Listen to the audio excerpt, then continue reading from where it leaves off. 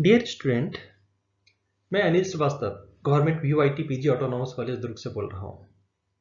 आइए आज थोड़ी सी बात करें regarding tricarboxylic acid cycle, Krebs cycle के संबंध में। पहले हम लोगों ने ग्लाइकोलाइसिस की बात किया था, उसी को आज हम आगे बढ़ा रहे हैं। हम लोगों ने बात किया था कि रेस्पिरेशन के प्रोसेस में होता क्या है। आपको याद हो पिछले ग्लाइकोलाइसिस को जब डिस्क्राइब कर रहा था तब मैं बोला था respiration meaning process of oxidation of food particle to liberate biological energy ATP। और अगर आप गौर से देखिएगा तो स्ट्रिक्टली थर्मोडायनामिक्स लॉ को फॉलो करता है। Energy neither be created nor be distracted, it simply passes from one form to the another form. Clearly यहाँ आपको दिख रहा है कि फूड में जो एनर्जी प्लांट ने फोटोसिंथेसिस के प्रोसेस में ट्रैप किया था, वही एनर्जी यहाँ ऑक्सीडाइज हो रहा है और ऑक्सीडाइज होकर डिफरेंट फॉर्म में कन्वर्ट कर रहा है। कभी एटीपी में, कभी NADH2 के इलेक्ट्रॉन के फॉर्म में हाइड्रोजन आयन के थ्रू जा रहा है, NADH2 को रिड्यूस कर रहा है, फिर DH2 को रिड्यूस कर रहा है, फिर वही इलेक्ट्रॉन ट्रांसपोर्ट चेन में जाकर बायोलॉजिकल एनर्जी ATP प्रोड्यूस कर रहा है। उसके बाद हमारा बॉडी उस बायोलॉजिकल एनर्जी ATP को डिफरेंट फॉर्म में यूटिलाइज करेगा। सो फर्स्ट प्रोडक्ट हमारे पास था अल्फा डी ग्लूकोज। जिस अल्फा डी ग्लूकोज को कैटाबोलाइज करना शुरू किया और अल्फा डी ग्लूकोज को कैटाबोलाइज करके आपने पायरुविक एसिड बनाया था ग्लाइकोलाइसिस के प्रोसेस में। पायरुविक एसिड एक इंटरमीडिएट रिएक्शन से एसिटाइल कोएंजाइम ए में कन्वर्ट किया था और वह एसिटाइल कोएंजाइम ए माइटोकॉन्ड्रिया में इन किया था क्रेब साइकिल को स्टार्ट कराने के लिए। ये प्रोसेस चला फ्रॉम कार्बोहाइड्रेट। हमारा सेकेंड इंपॉर्टेंट जो फूड कंटेंट है वह है लिपिड। लिपिड के प्रोसेस में बीटा ऑक्सीडेशन हो रहा है और बीटा ऑक्सीडेशन में भी एसिटाइल कोएंजाइम ए प्रोड्यूस हो रहा है। वह एसिटाइल कोएंजाइम में माइटोकॉन्ड्रिया में आकर क्रेब साइकिल के प्रोसेस को स्टार्ट करेगा। थर्ड प्रोटीन था। प्रोटीन में अमीनो एसिड कन्वर्ट किया था ट्रांसएमिनेशन एंड डीएमिनेशन के प्रोसेस में। आपने देखा था कि ट्रांसएमिनेशन के प्रोसेस में वो intermediate product of the Krebs cycle बना रहा है, like the alpha ketoglutaric acid, और फिर alpha ketoglutaric acid Krebs cycle का एक कंपोनेंट है, वो आगे बढ़ा सकता है उस रिएक्शन को। दूसरा एसिटाइल कोएंजाइम ए भी प्रोड्यूस हो रहा था और वह भी रिएक्शन को आगे बढ़ाएगा। सो क्या फूड कंपोनेंट में क्या मेजर मेटाबोलाइट है जो हमें एनर्जी प्रोड्यूस कर सकता है? अगर आप फूड को एनालाइज कीजिए तो carbohydrate, protein, lipid, mineral, vitamin and water है। मिनरल, विटामिन एंड वाटर से एनर्जी ट्रैप करने का सिस्टम हमारे बायोलॉजिकल सेल में पूरी तरह डेवलप नहीं है, लेकिन कार्बोहाइड्रेट, प्रोटीन एंड लिपिड से एनर्जी ट्रैप करने का सिस्टम हमारे पास है। एनर्जी ट्रैप करना मतलब बायोलॉजिकल एनर्जी ATP बनाने का सिस्टम हमारे पास है। फाइनली ये तीनों important metabolite, the carbohydrate, protein and lipid, कहीं ना कहीं क्रेब साइकिल पर डिपेंडेंट है एनर्जी पूल के लिए। और इसी रिएक्शन को समझाने का कोशिश किया था क्रेब साहब ने, एच क्रेब, इन 1937। इसलिए क्रेब साइकिल के रूप में ये काफी पॉपुलर है। यहाँ कहाँ होगा ये प्रोसेस? माइटोकॉन्ड्रिया में होगा ये प्रोसेस।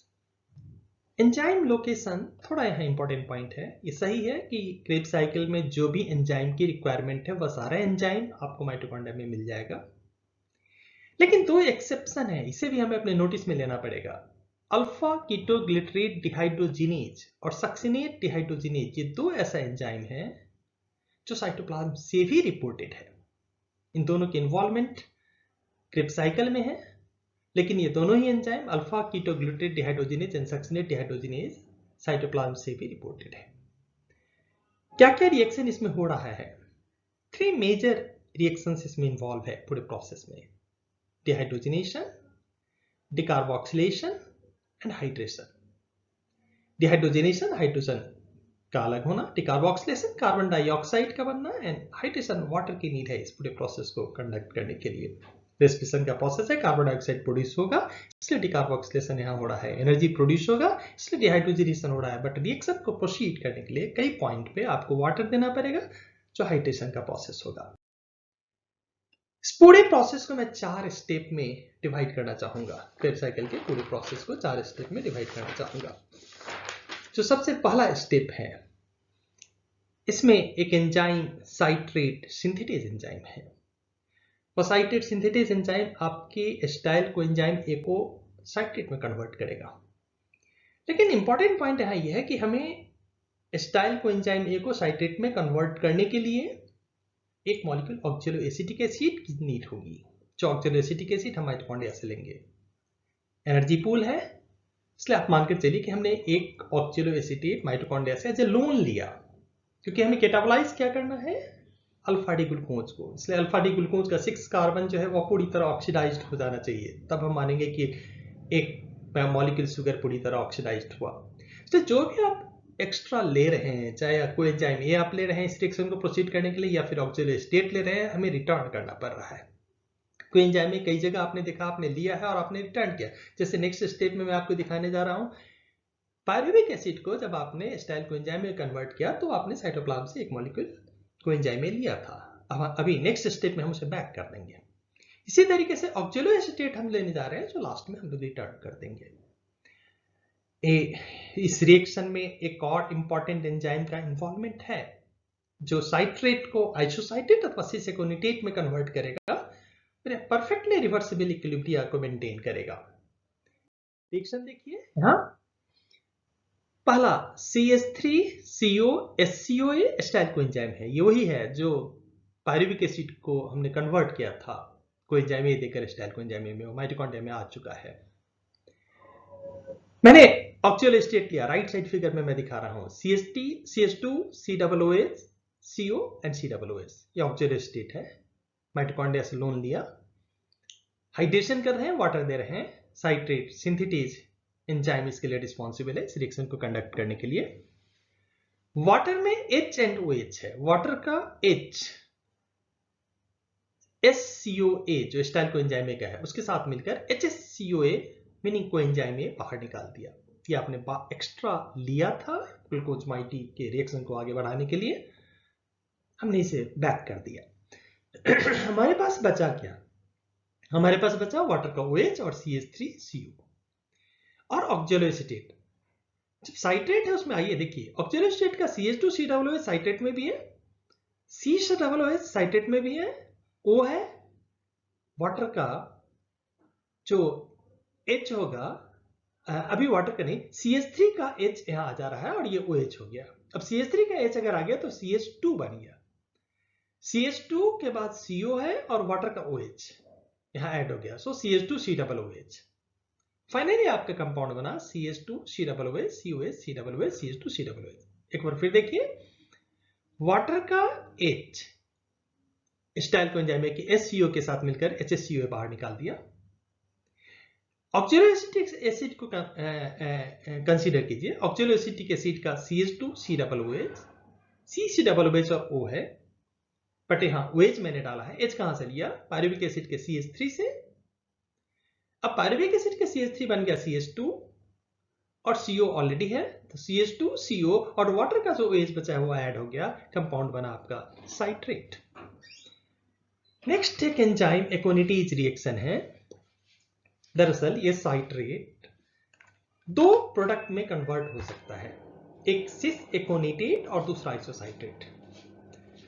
लेफ्ट साइड रिएक्शन देखिए, सिस एकोनिटेट के फॉर्मेशन में एकोनिटेज क्या कर रहा है, वाटर रिमूव कर रहा है।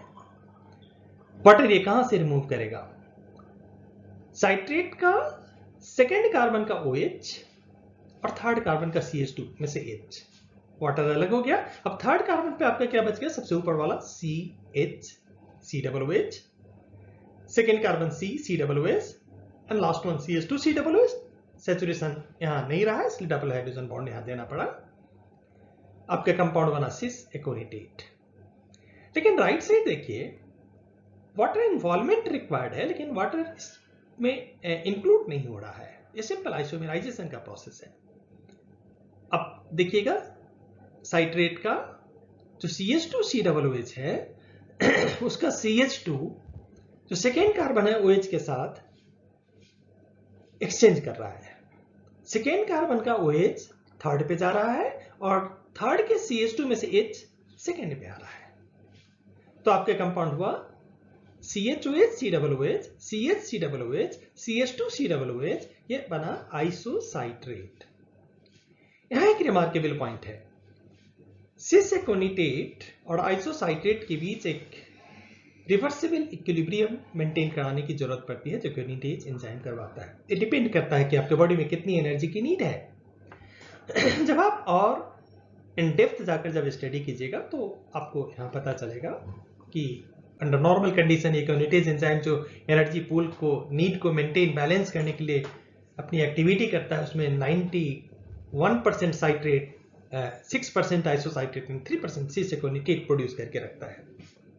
बट डिपेंड करता है कि बॉडी के सेल को कब कितनी एनर्जी चाहिए, और उसका बहुत सारा रेगुलेटरी फैक्टर है जो एंजाइम को रेगुलेट करता है, और उसके आधार पे फिर ये कन्वर्ट करता है सीसिकोनिटेट को आइसोसाइटेट में, और फिर एनर्जी पूल आगे बढ़ेगा। बट एक और पॉइंट पे मैं आपको अट्रैक्ट करना चाहूंगा, फ्लोरोएसीटेट एक कंपाउंड है जो इस रिएक्शन को इनहिबिट कर सकता है, इसलिए कभी कभी हमारे बॉडी में आने पर ये पूरे प्रोसेस ही इनहिबिट। स्टेप 2 आइए। स्टेप 2 में हम लोग देख रहे हैं एक इंपॉर्टेंट एंजाइम यहां है आइसोसाइट्रेट डिहाइड्रोजिनेज। ये आइसोसाइट्रेट डिहाइड्रोजिनेज नॉट डिपेंडेंट है, डिहाइड्रोजिनेज है, डिहाइड्रोजिनेशन करवाएगा। मैंने आपको बताया था पहले कि 2 इलेक्ट्रॉन एक्सेप्टर है, नॉड और फाड। ये डिपेंड करता है कौन सा एंजाइम इन्वॉल्व है। यहाँ आइसोसाइट्रेट डिहाइड्रोजिनेज नॉट डिपेंडेंट है, इसलिए ये नॉट को इलेक्ट्रॉन ट्रांसफर करेगा। लेकिन इंपॉर्टेंट यहाँ यह है कि isocitrate dehydrogenase simultaneously double reaction conduct कर रहा है। एक डिहाइड्रोजिनेशन करवा रहा है और दूसरा डिकार्बोक्सिलेशन भी करवाएगा, और डिहाइड्रोजिनेशन से ऑक्सिलोसक्सिनेट बनाएगा, देन इमीडिएटली उस ऑक्सिलोसक्सिनेट में डिकार्बोक्सिलेशन से ये अल्फा कीटोग्लूटरेट बना देगा। उसके बाद एंजाइम लगेगा अल्फा कीटोग्लूटरेट डिहाइड्रोजिनेज, जो एक होमोलॉगस एंजाइम है to that of pyruvate dehydrogenase. देखिए यहां रिएक्शन को, आपका वही आइसोसाइट्रेट है जो साइट्रेट से बना था, OH, CH, COOH, then CH, COOH, then CH2, COOH, ये आइसोसाइट्रेट है। यहाँ एंजाइम लगा आइसोसाइट्रेट डिहाइड्रोजिनेज, नॉट डिपेंडेंट है, नॉट आया। H कहां से रिमूव हो रहा है मैंने इंडिकेट किया है, एक इंडिकेटर से शो किया है। सबसे ऊपर वाले कार्बन में देखिए, थर्ड कार्बन में CH का H और OH का H तो रिमूव हो रहा है, जिसको नॉट रिसीव कर रहा है, और NADH2 में वह रिड्यूस हो रहा है। नेचुरली दोनों H हटने के बाद आपका कंपाउंड हो गया CO, COOH, CH, COOH, CH2, COOH, और ये कंपाउंड बना ऑक्सिलोसक्सिनेट। अभी भी मैंने आपको बताया कि आइसोसाइट्रेट डिहाइड्रोजिनेज डबल रिएक्शन करेगा, आइसोसाइट्रेट को ऑक्सिलोसक्सिनेट में, फिर ऑक्सिलोसक्सिनेट में डिकार्बोक्सिलेशन करके अल्फा कीटोग्लूटरेट बनाएगा। इस फिगर में मैंने इंडिकेट किया है ऑक्सिलोसक्सिनेट में सेकेंड कार्बन के COOH से COO रिप्लेस होगा, मीनिंग डिकार्बोक्सिलेशन होगा, कार्बन डाइऑक्साइड हटेगा। जो रेस्पिरेशन में आप पढ़ते हैं कि कार्बन डाइऑक्साइड प्रोड्यूस होता है, वह कार्बन डाइऑक्साइड यहां से हट रहा है। हटने के बाद देखिए आपका कंपाउंड क्या बन गया, CO2 मैंने रिमूव करते हुए दिखाया है। फिर आपका कंपाउंड बन गया CO, COOH, CH2, जो पहले COOH था वो अब हो गया CH2, देन CH2, COOH, आपका कंपाउंड बन गया अल्फा कीटोग्लूटरेट। फिर नेक्स्ट एंजाइम रिक्वायर्ड है यहां अल्फा कीटोग्लूटरेट डिहाइड्रोजिनेज। मैंने बोला ये होमोलॉगस है to that of pyruvate dehydrogenase. आप याद कीजिए वहां भी पायरुविक एसिड में एक मॉलिक्यूल को एंजाइम ए आपने दिया था, डिकार्बोक्सिलेशन वहां भी हुआ था, कार्बन डाइऑक्साइड हटा था, वहां भी एक मॉलिक्यूल ना रिड्यूस्ड हुआ था NADH2 में। सारे प्रोसेस यहाँ भी इन्वॉल्व है, इस रिएक्शन में भी इन्वॉल्व है, इसलिए इसको होमोलॉगस बोला। यहाँ अल्फा कीटोग्लूटरेट का जो COOH है, COOH, वहां से COOH में से एक COO हट रहा है, COO हट रहा है, और ये COO CO2 के रूप में बाहर निकल गया। अब SCOA जो कंपाउंड बचा वह SCO कंपाउंड वहां जाकर जुटेगा, क्योंकि COOH का H नाड में ट्रांसफर हो गया और कोएंजाइम A का H नाड में ट्रांसफर हो गया, तो नाड रिड्यूस कर गया इनटू NADH2 में, और CO सबसे ऊपर वाले कार्बन का CO है वह कार्बन डाइऑक्साइड के रूप में निकल गया। अब वहां बाउंड क्लियर है, कोएंजाइम A का था एस्टर बाउंड जो एसिस बाउंड है, SCOA के साथ CO से जाकर जुट गया। आपका कंपाउंड हो गया CO, HCOA, बाकी सेम है, CH2, CH2, COOH, आपका कंपाउंड बन गया सक्सिनाइल कोएंजाइम A। यहाँ भी एक इंपॉर्टेंट पॉइंट है, आर्सेनाइट इनहिबिटर है इस रिएक्शन का। अगर आप आर्सेनिक इंटॉक्सिकेशन के कांटेक्ट में आते हैं, ये रिएक्शन आपका इनहिबिट हो सकता है और फिर आप एनर्जी डिफिसिट में जा सकते हैं। नेक्स्ट स्टेप देखिए, step third, very unique reaction. अक्सर एक मिथ लोगों के ब्रेन में रहता है, स्टूडेंट के ब्रेन में खासकर, क्रेब्स साइकिल बहुत एनर्जी देता है। ठीक है, एनर्जी देता है, बट NADH2 के फॉर्म में जो इलेक्ट्रॉन ट्रांसपोर्ट चेन में जाकर एनर्जी प्रोड्यूस करेगा। इनफैक्ट सबस्ट्रेट लेवल पे क्रेब्स साइकिल में केवल एक मॉलिक्यूल ATP प्रोड्यूस होता है, एक क्रेब्स साइकिल में केवल एक मॉलिक्यूल ATP प्रोड्यूस होता है, अभी नॉट डायरेक्टली। सक्सिनाइल थायोक एंजाइम यहाँ एक इंपॉर्टेंट एंजाइम है। सक्सिनाइल थायोक काइनेज एंजाइम एनर्जी को ट्रांसफर कर रहा है, थायस्टर बॉन्ड को ब्रेक कर रहा है, थायस्टर बॉन्ड को ब्रेक करके एनर्जी को ट्रांसफर कर रहा है GTP को। और GTP में एनर्जी रिटेनिंग कैपेसिटी बहुत ज्यादा नहीं होने के कारण इमीडिएटली उसे ट्रांसफर कर देगा ADP एंड P को। तो फिर आपका कंपाउंड यहाँ एक ATP में कन्वर्ट करेगा। नेक्स्ट स्टेप रिएक्शन, यहाँ उसी को समझाने की कोशिश किया है हमने। यहाँ देखिए COSCOA कंपाउंड है, जो आपका COSCOA CH2CH2COOH जो सक्सिनाइल कोएंजाइम है, जो अल्फा कीटोग्लूटरेट डिहाइड्रोजिनेज का प्रोडक्ट था। यहाँ सक्सिनाइल कोएंजाइम में सक्सिनाइल थायोकाइनेज एंजाइम लग रहा है। इस सक्सिनाइल थायोकाइनेज एंजाइम को एक मॉलिक्यूल वाटर चाहिए, हाइड्रेशन होगा यहाँ, फिर इसका H एंड OH। वाटर का H HCOA के साथ बाहर निकला है, HCOA, जिसे मैंने आपको बोला जो भी ग्लूकोज माइटी के अलावा जो भी लेगा सबको वापस करेगा। यहाँ फिर से वापस कर दिया, HCOA को बाहर निकाल दिया, बच किया गया वाटर का OH और CO के साथ जुट गया, तो प्रोडक्ट हुआ COOH CH2CH2COOH, न्यू प्रोडक्ट है आपका सक्सिनेट। लेकिन जब ये थायोकाइनेज के हेल्प से, ये थायोकाइनेज एंजाइम जब थायस्टर बॉन्ड ब्रेक कर रहा है सक्सिनाइल कोएंजाइम का, तब जो एनर्जी रिलीज हुआ उस एनर्जी को इमीडिएटली GTP ट्रैप किया है और GTP फॉस्फेट के साथ मिलकर GTP बनाया। लेकिन GTP इमीडिएटली अपनी एनर्जी को ट्रांसफर कर देता है ADP एंड P को, और फाइनली हमें एक मॉलिक्यूल ATP एक क्रेब्स साइकिल में मिला। एनर्जेटिक्स की अगर हम बात करें तो सबस्ट्रेट लेवल पे केवल एक मॉलिक्यूल ATP एक क्रेब्स साइकिल में हमें यहाँ मिल रहा है, और वह भी GTP के द्वारा मेडिएटेड है। बट वेरी इंपॉर्टेंट रिएक्शन, क्योंकि हमें डायरेक्ट यहाँ एनर्जी मिला, एक मॉलिक्यूल एनर्जी यहाँ मिला, तो हमारा कंपाउंड अब सक्सिनेट है और ये सक्सिनेट अब नेक्स्ट में जाएगा। स्टेप फोर्थ में हम आ रहे हैं। यहाँ स्टेप फोर्थ में 2-3 एंजाइम का इन्वॉल्वमेंट है। एक सक्सिनेट डिहाइड्रोजिनेज, जो सक्सिनेट डिहाइड्रोजिनेज फाट डिपेंडेंट है, डिहाइड्रोजिनेशन कराएगा, लेकिन डिहाइड्रोजिनेशन से जो H+ रिलीज होगा उसे वो फाट को ट्रांसफर करेगा और यहाँ FADH2 बनने जा रहा है। द नेक्स्ट वन फ्यूमरेज है, जो फ्यूमरेज हाइड्रेशन के प्रोसेस से मैलेट बनाएगा। फ्यूमरेज थोड़ा L स्पेसिफिक एंजाइम है, L stereo isomer of malate produce करेगा, इसलिए इसके बाद का जो नेक्स्ट स्टेप का जो एंजाइम होगा L मैलेट डिहाइड्रोजिनेज, वह भी L आइसोमर ऑफ मैलेट के प्रति ही स्पेसिफिक है, but L malate dehydrogenase NAD dependent है। सो इस रिएक्शन चेन ऑफ रिएक्शंस में first succinate dehydrogenase FAD dependent है and the last one malate dehydrogenase NAD dependent है। यहां देखिए इस रिएक्शन को आगे देखें, आपका सक्सिनेट आया COOH CH2CH2COOH सक्सिनेट है, एंजाइम लगा सक्सिनेट डिहाइड्रोजिनेज, बीच के दोनों कार्बन जहां H2H2 है वहां से HH रिमूव हो रहा है, मैंने इंडिकेटर से इंडिकेट किया है इसे, HH रिमूव हो रहा है, आपका फाड रिड्यूस्ड हो गया FADH2 पे, और फाड रिड्यूस्ड हो जाने के बाद आपका कंपाउंड बचा COOH CH CH COOH, definitely double bond आएगा। सो सक्सिनेट कन्वर्ट कर गया फ्यूमरेट में, लेकिन यहां मैलेट कंपाउंड इनहिबिटर के रूप में वर्क करेगा, इस एंजाइम के रिएक्शन को इनहिबिट कर सकता है।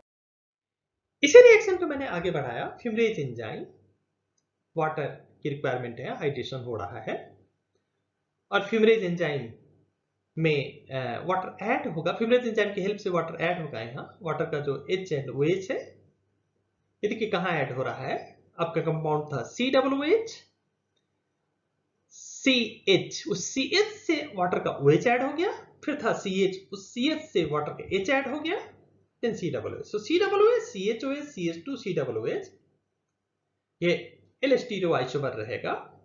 अब चाहे तो इस OH को लेफ्ट साइड इंडिकेट कर सकते हैं, CHOH वाले OH को, और L मैलेट कंपाउंड बना. अब इसमें L मैलेट में मैलेट डिहाइड्रोजनेज एंजाइम लगेगा, जो malate dehydrogenase enzyme NAD dependent है. वेरी सिंपली CHOH का दोनों H यहाँ रिमूव हो रहा है मैलेट डिहाइड्रोजनेज एंजाइम की हेल्प से. इसे भी मैंने एरो से इंडिकेट करने का कोशिश किया है और आपका नॉट रिड्यूस्ड हो गया और फाइनली आपका कंपाउंड बन गया ऑक्सिलो एसीटेट. H हटने के बाद आपका कंपाउंड है COOH, CO, CH2, COOH. अब याद कीजिए यही फॉर्मूला था ऑक्सिलो एसीटेट का. जब हमने क्रेब्स साइकिल स्टार्ट किया था, साइट्रेट बनाने का कोशिश किया था स्टाइल कोएंजाइम से, उस टाइम पे मैंने बोला था कि हमें माइटोकॉन्ड्रिया से एक मॉलिक्यूल ऑक्सिलो एसीटेट लोन लेना पड़ेगा. इस लोन को हमने यहाँ वापस कर दिया, रिटर्न कर दिया, ऑक्सिलो एसीटेट इन प्रोडक्ट बना, माइटोकॉन्ड्रिया को वापस कर दिया. इसका मीनिंग ये हुआ कि ग्लूकोज का जो 6 कार्बन था, अल्फा डी ग्लूकोज का 6 कार्बन था, वह यहाँ पूरी तरह ऑक्सीडाइज्ड हो गया, क्योंकि लास्ट प्रोडक्ट जो हमें बना ऑक्सिलो एसीटेट वह तो हमने माइटोकॉन्ड्रिया से लिया था, इसलिए हमने उसे वापस कर दिया. इसलिए रिमेनिंग यहाँ अब ग्लूकोज का कुछ भी नहीं है, आपका ग्लूकोज पूरी तरह ऑक्सीडाइज हो चुका है. पूरे रिएक्शन को देखने के बाद आप एनर्जेटिक्स कैलकुलेट जरूर कीजिए. आपका फर्स्ट रिएक्शन था आइसोसाइक्लेट डिहाइड्रोजनेज रिएक्शन, जो एक मॉलिक्यूल NADH2 प्रोड्यूस किया था, इलेक्ट्रॉन ट्रांसपोर्ट चेन में जाकर 3 मॉलिक्यूल ATP देगा. Then second alpha keto glutarate dehydrogenase reaction था, वह भी एक मॉलिक्यूल NADH2 प्रोड्यूस किया था, वह भी इलेक्ट्रॉन ट्रांसपोर्ट चेन में जाकर 3 मॉलिक्यूल ATP देगा.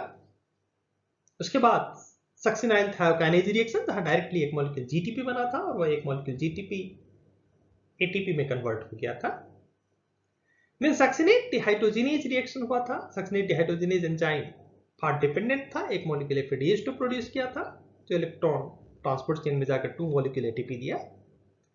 And the last one malate dehydrogenase, ये फिर नॉट डिपेंडेंट था, यहाँ फिर एक मॉलिक्यूल NADH2 रिड्यूस हुआ, जो इलेक्ट्रॉन ट्रांसपोर्ट चेन में जाकर 3 ATP दिया.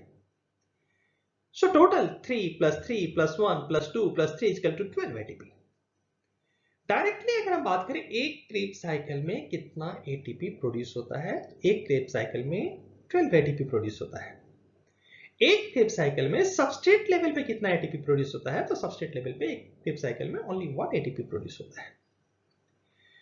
बट एक मॉलिक्यूल ग्लूकोज को ऑक्सीडाइज करने के बाद हमें टोटल एनर्जी कितना मिल रहा है. याद कीजिए ग्लाइकोलाइसिस में हम लोगों ने कैलकुलेट किया था, जो double parallel chain glyceraldehyde 3 phosphate onward लिया था, उसके बाद हम लोगों ने कैलकुलेट किया था 10 ATP टोटल प्रोड्यूस हुआ था, बट 2 कंज्यूम हो गया था, तो नेट गेन हमारे पास 8 ATP था. दोनों पैरेलल चेन की एनर्जी को अगर हम कैलकुलेट कर ले तो. फिर 2 मॉलिक्यूल पायरुविक एसिड था, दोनों पायरुविक एसिड 2 एस्टाइल कोएंजाइम में कन्वर्ट किया था, दोनों में एक एक मॉलिक्यूल NADH2 रिड्यूस हुआ था, मीनिंग 2 मॉलिक्यूल NADH2 = 6 ATP. सो 8 ग्लाइकोलाइसिस में और 6 इंटरमीडिएट रिएक्शन पायरुविक एसिड को एस्टाइल कोएंजाइम में कन्वर्ट करने में.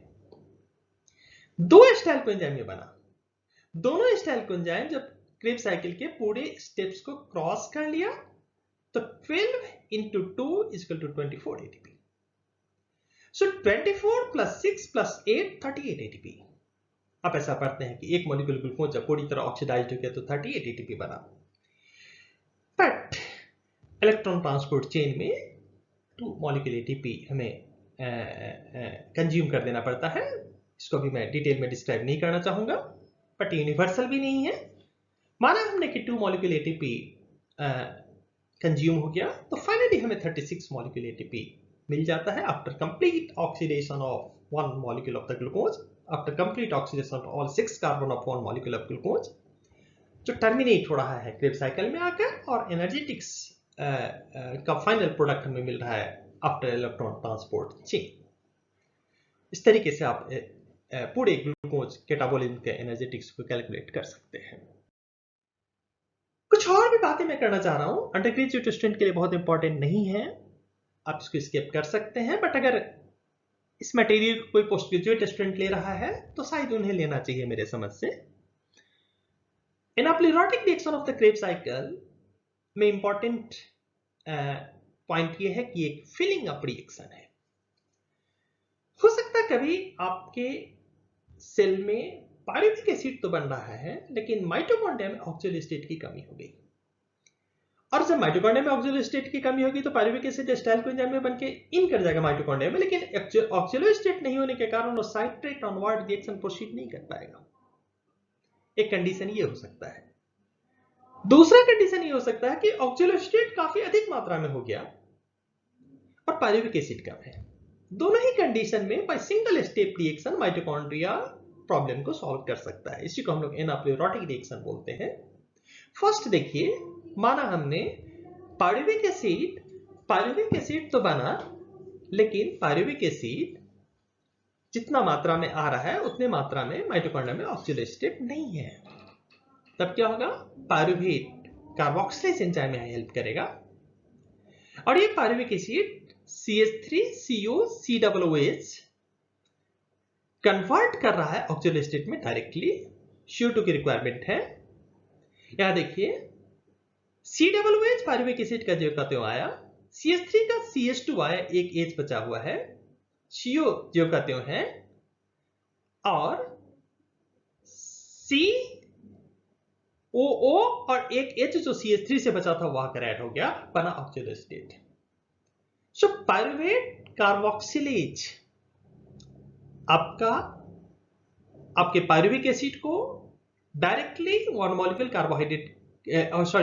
कार्बन डाइऑक्साइड की हेल्प से ऑक्सियल स्टेट प्रोड्यूस कर देगा, ताकि जो भी extra amount of pyruvic acid है उससे आगे क्रेब्स साइकिल प्रोसीड किया जा सके।